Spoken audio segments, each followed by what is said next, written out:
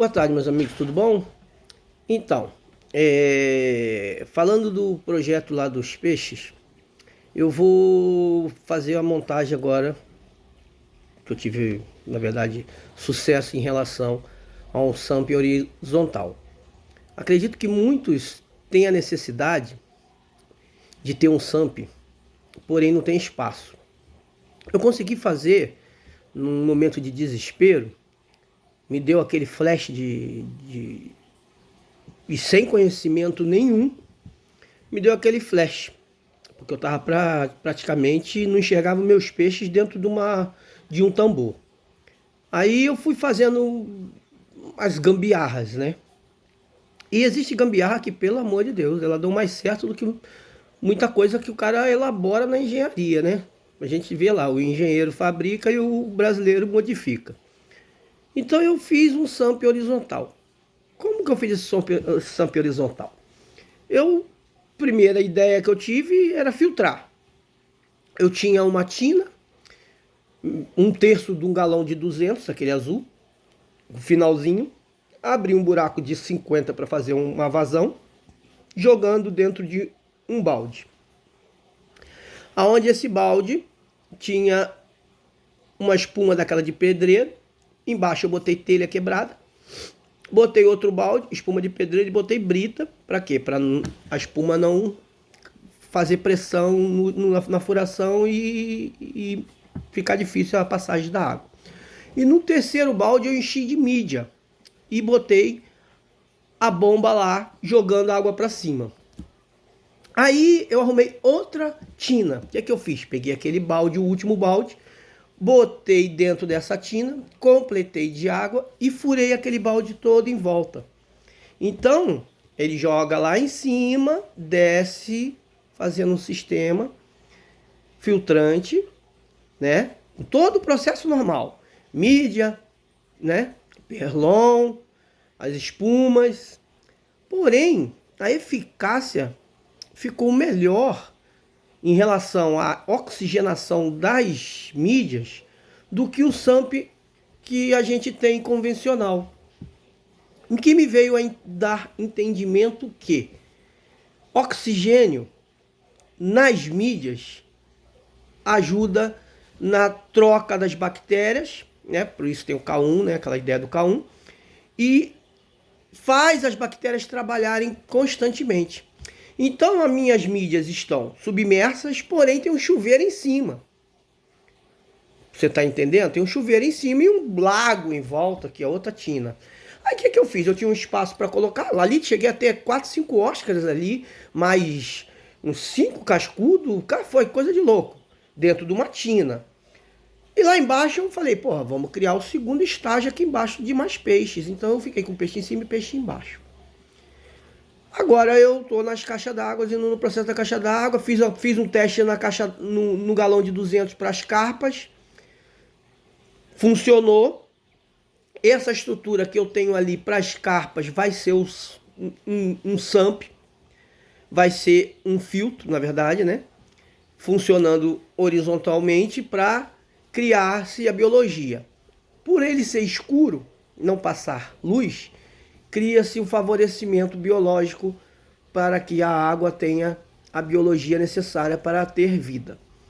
Lembrando que cada peixe que você insere, cria-se bactéria a mais. Então não se bota 200 peixes de uma vez, mesmo você tendo espaço. Você tem que ter biologia pronta.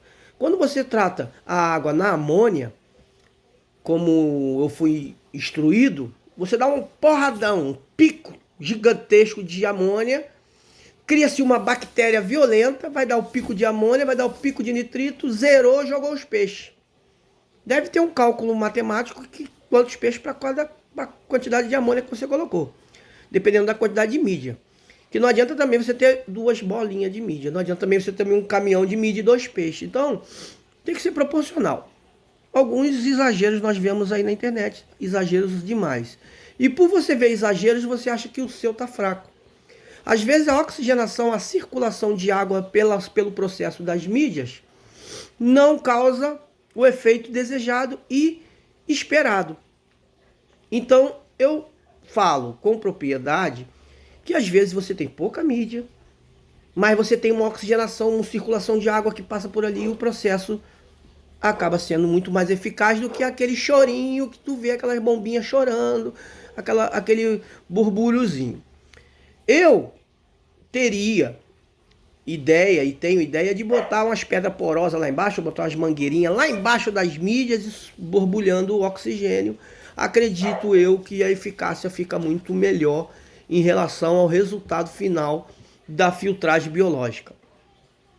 Não estou falando de filtragem de partículas físicas, estou falando de filtragem biológica. A gente tem aquela questão das bactérias, né? Então, botou o peixe na água própria, o peixe urina, o peixe come, o peixe defeca, cria-se o processo de amônia, precisa das bactérias para poder consumir a amônia, que vai consumir, vai criar bactéria para consumir as de nitrito, que vai virar o nitrato que você consegue dissolver e não é tão nocivo ao peixe. Agora, falando de filtragem partículas sólidas, sample horizontal, lá em cima tu pega um balde, perlão, enrola no carvão vegetal, primeiro estágio. Segundo estágio, a espuma, telha quebrada até metade. O outro balde não pode pressionar essa espuma, senão a água não passa. Imagina o buraco, você pressionou, fechou, então a água não vai passar. Então, buraco das espumas, né? Cara, num espaço muito curto, você consegue fazer um sample horizontal que vai dar, em média, meio metro. Vamos botar que tu consiga fazer de 1 metro, que não é menor.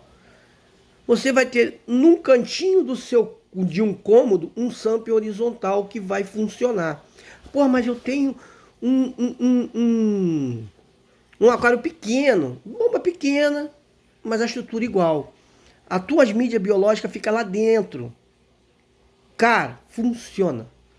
E resolve um problema fatídico que te deixa maluco, pico disso, pico daquilo, pico daquilo. O erro do aquarista amador é a ansiedade de pôr o peixe primeiro, antes do processo biológico estar concluído. Eu falo por experiência. Tenho pouco tempo. E esse pouco tempo que eu tenho, eu aprendi bastante e perdendo bastante. Então, você tem um peixe, você apaixonar por aquele peixe, porque você viu aquele peixe, você querer comprar aquele peixe, conseguir comprar aquele peixe, botar no aquário e ele morrer, é frustrante. É a mesma coisa daquele som que você gasta 1 milhão, aí vem um cara com fusquinha, porra, com 4 alto-falantes 6x9 e bah, abafa o seu. Então, existem uns casamentos ali que você tem que saber, tem que entender. É uma matemática simples e básica que você tem que entender. Se você não entende dessa matemática simples e básica, procure estudar. Porra, não tenho cabeça para estudar. Existem pessoas que memorizam por ouvir. Eles não conseguem ter a cabeça para ler e nem para observar, mas eles ouvindo, eles conseguem aprender. Esse é o meu caso. Eu vejo 10 vídeos diferentes. Se alguém falar do meu lado, já me quebra a concentração, mas eu consigo prestar atenção em 10 vídeos diferentes que eu estou interessado. Eu consigo ouvir, ver um filme, escutar um vídeo no YouTube e aprender. Por quê? Eu vou aprendendo por frações.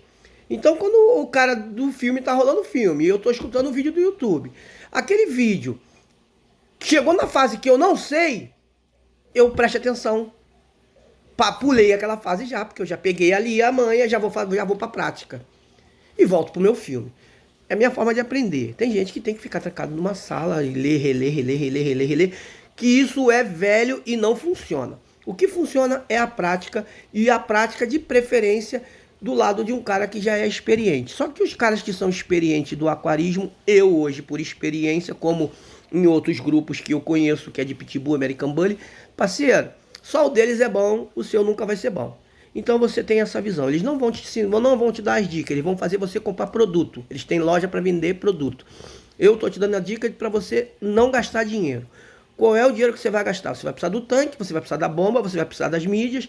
As mídias podem ser a telha, né, o tijolo, o que for poroso e não for contaminante, né? Ah, que galho eu ponho, que nem que é papapá. Isso aí, de preferência, nenhum tipo de planta que solta sumo, tá? árvore que você meteu o facão, ela escorreu, sai fora, que pode ser contaminante. Se é frutífera, não vai te dar problema. Existem umas que demoram muito a sofrer um processo de troca. Elas liberam ácido, aquele ácido chamado, o pessoal fala que é tanino, e absorve a água. Uns preferem deixar secar depois pôr na água. Eu já corto, já descasco e já jogo na água e deixo ela presa com a pedra para ela afundar. Quando eu vejo que ela está de preferência já lá no fundo, que ela não sobe mais, já está pronta para botar no aquário. Mas isso é outra questão. A ideia que eu estou dando é o samp horizontal. Eu vou começar a montar. Comprei os baldes hoje que eu preciso fazer, porque o meu primeiro já está obsoleto pela forma e a estrutura que eu preciso ter agora. Então, qual é a necessidade? Eu preciso de um samp horizontal.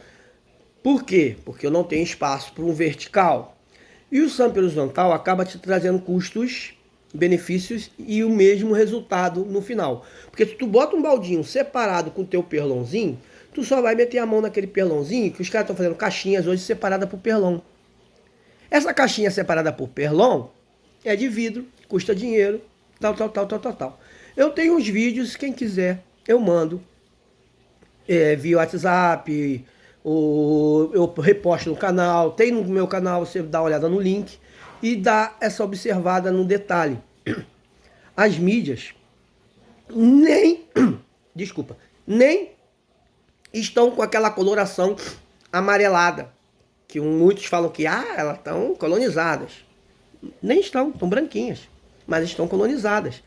Já tive peixe que se escondeu, um Jack Dempsey, se escondeu embaixo do samp ali, porque de alguma forma o balde deu uma curvatura e ele deu uns espacinhos num cantinho. Ele entrou com medo dos Oscars ali e morreu lá.